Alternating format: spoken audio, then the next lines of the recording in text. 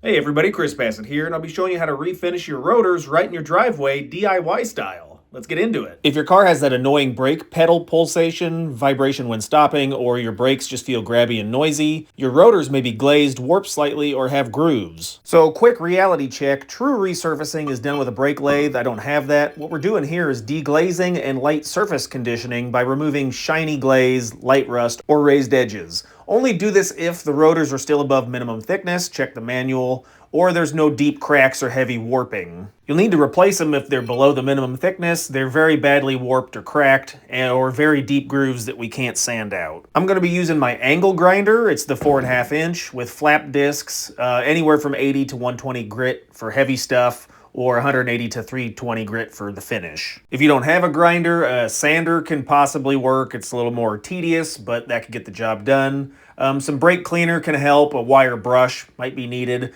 You can also use calipers or a micrometer if you want to check the thickness. Or if you're super stubborn, you could just take some sandpaper sheets and do it by hand. One thing to note is the brake dust that's coming off is pretty nasty, so make sure you're either outside in a well-ventilated area or have a dust mask. Can be pretty toxic. So step number 1, remove the rotors, which I've already done. Step number 2, clean everything off with brake cleaner and then wipe it down. I've done that. Step number 3, you can measure and inspect the calipers.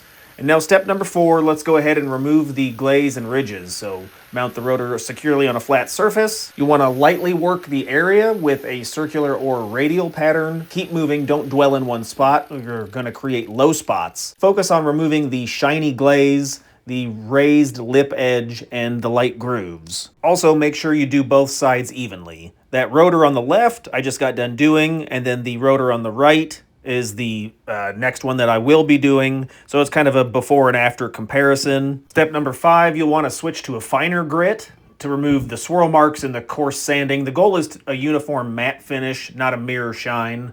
Some guys aim for a light cross-hatch pattern for better pad bedding. And then step number 6, clean it up with brake cleaner, blow everything off, and then reinstall it back on your car. Check out another video over here. I've got some Amazon links down in the description. If you want to help support, use those links. I really appreciate it. Any other questions or comments, put those below. Thanks.